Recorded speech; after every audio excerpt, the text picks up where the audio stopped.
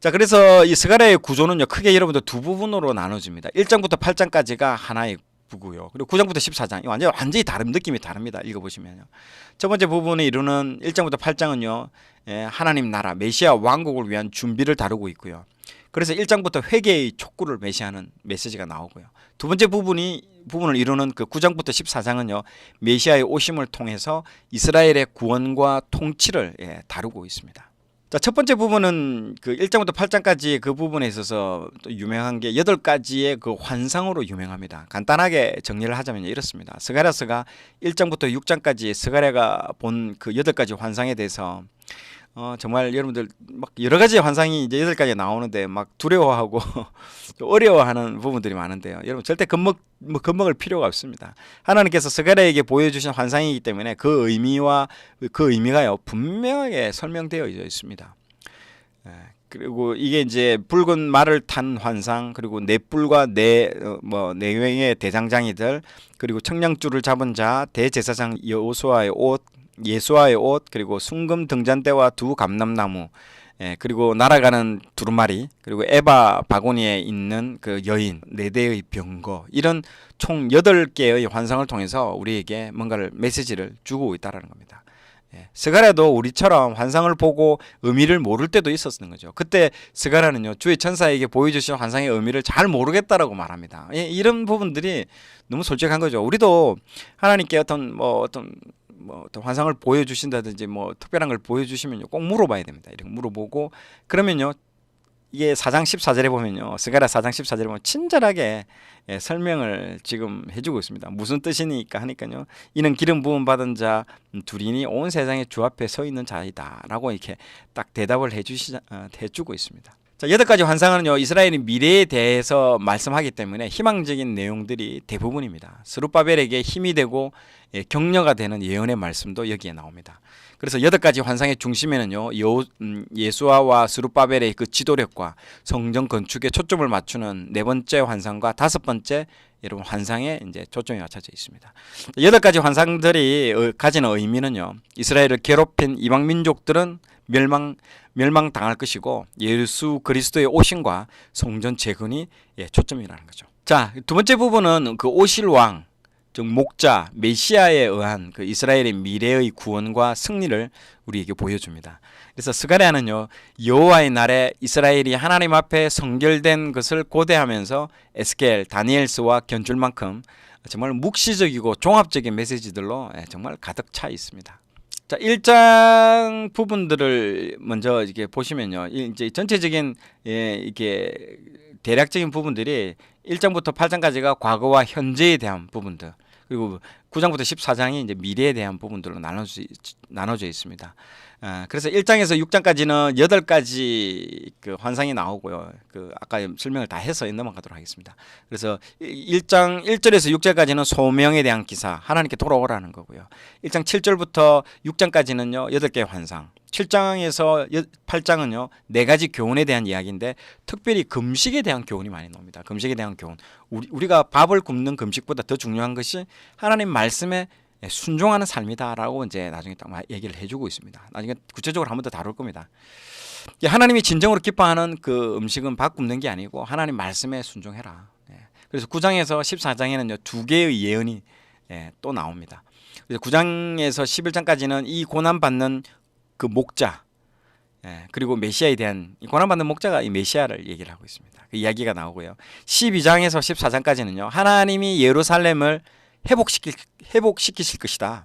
예루살렘의 회복의 때가 도래할 것이다. 정말 많이 맞았지 않습니까? 이스라엘이 많이 맞고, 그리고 정말 그 포로로 끌려가가지고 그 고생을 많이 했거든요. 이제 회복시켜 준다라는 그 메시지입니다. 그래서 1장에서 8장까지는 과거와 현재에 관한 이야기, 9장에서 14장까지는 미래에 관한 이야기, 그런 얘기들이 쭉 이어집니다. 스가랴서가 어렵다고 하는 이유는요, 여기 말씀드린 것처럼 다양한 환상들, 예언들이 어떤 일관된 어떤 이야기, 내러티브한 논리 정연한 구조에 의해서 구성되어 있는 것이 아니라 정말 자세하게 보지 않으면 이게 무슨 의미인지, 이게 뭐가 앞이고 뭐가 뒤인지 얼른 파악하기 어려운 아주 복잡한 그런 서술 구성 형식으로 띄고 있을 뿐만 아니라 1장부터 8장, 9장에서 14장 분위기가요, 너무 틀립니다. 이게 이 다니엘하고 똑같아요. 다니엘도 이 앞부분하고 뒷부분이 완전히 이 앞부분은 좀 뭐 이야기도 나오고 이러는데 뒤에는 완전 환상의 세계로 넘어가는 완전히 뭐 청룡열차를 확 타는 느낌으로 넘어가 버리잖아요.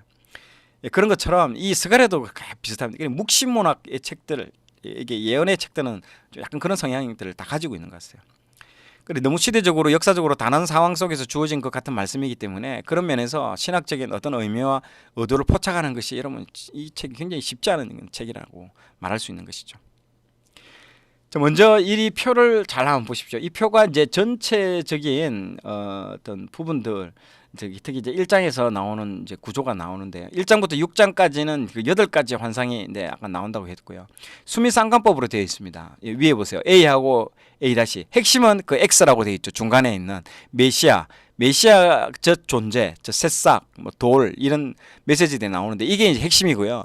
그거를 감싸고 있는 게 A하고 A 다시 위하고 이제 끝에 나오는 부분인 거죠. 그게 이제 온 세상에서 온 말, 그리고 온 세상으로 떠나는 말, 그리고 열방 심판과 언약 백성에 대한 심판, 그리고 예루살렘의 회복과 예루살렘 그 성전 제거, C와 C 다시로 이렇게 이제 수미상관 구조로 되어 있습니다. 그래서 이 환상의 뜻하는 것을 한마디로 요약하면요, 하나님께서 범죄한 이 유다 예루살렘을 하나님이 정화시키고 회복시키실 것이다. 하나님이 당신의 백성들을 회복해 주실 것이다. 그 일을 할 수 있는 메시아적 존재가 하나님께서 이제 파송할 것이다. 그런 내용으로 여러분 보시면 됩니다. 여러분 우리 인생도 한번 보십시오. 뭐 제 개인도 이걸 준비하면서 참 그런 생각이 많이 들더라고요. 하나님을 떠나서 제가 말씀을 불순종하고 난 뒤에 세상에서 정말 사람 막대기와 인생의 채찍으로 정말 많이 맞았거든요. 그러고 난 뒤에 돌아와서 하나님 이제 이 사명에 집중을 할 때 하나님이 너무 많이 너무 많이 무너진 것들을 회복을 다 시키시더라고요.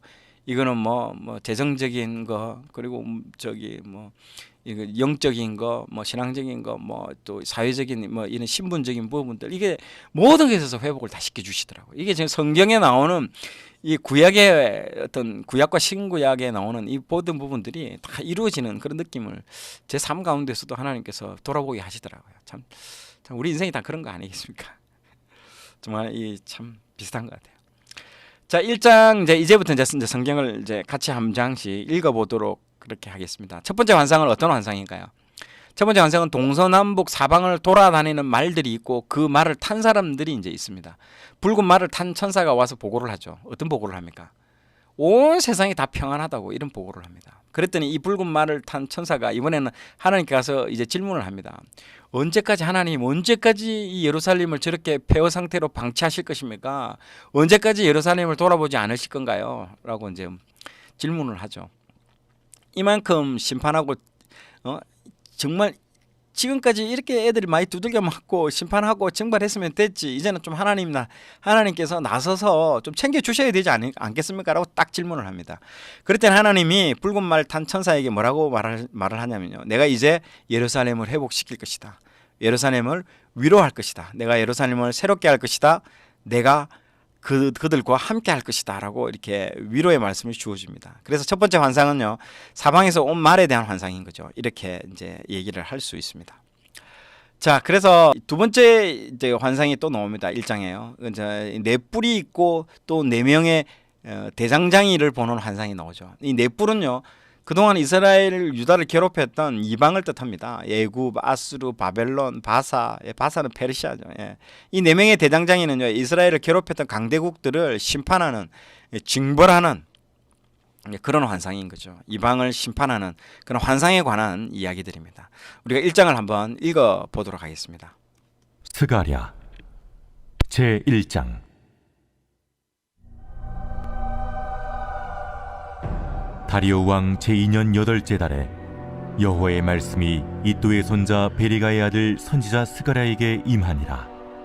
이르시되 여호와가 너희의 조상들에게 심히 진노하였느니라.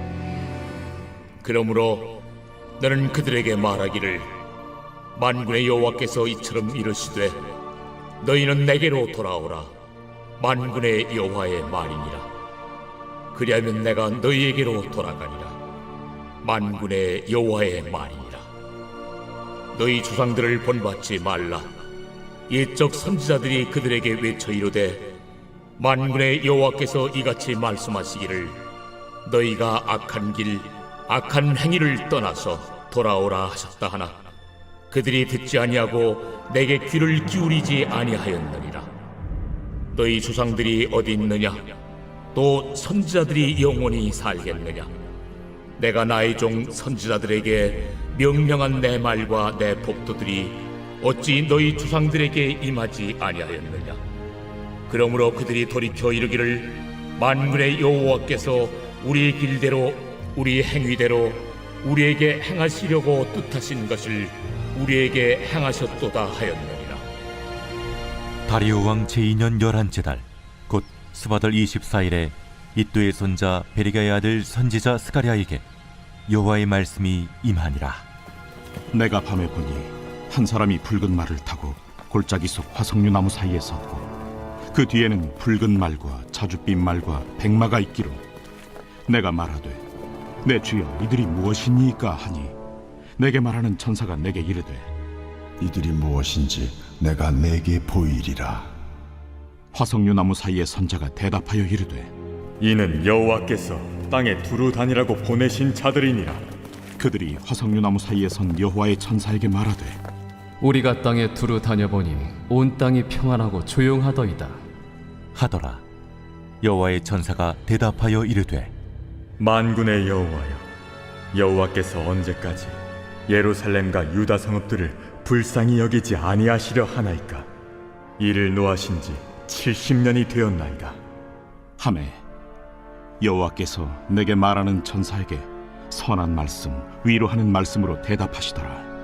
내게 말하는 천사가 내게 이르되 너는 외쳐 이르기를 만군의 여호와의 말씀에 내가 예루살렘을 위하며 시온을 위하여 크게 질투하며 아니란 여러 나라들 때문에 심히 진노하나니 나는 조금 노하였거늘 그들은 힘을 내어 고난을 더하였습니다. 그러므로 여호와가 이처럼 말하노라. 내가 불쌍히 여김으로 예루살렘에 돌아왔은즉 내 집이 그 가운데에 건축되리니 예루살렘 위에 먹줄이 쳐지리라. 만군의 여호와의 말이니라. 그가 다시 외쳐 이르기를 만군의 여호와의 말씀에 나의 성읍들이 넘치도록 다시 풍부할 것이라. 여호와가 다시 시온을 위로하며 다시 예루살렘을 택하리라 하라. 하니라.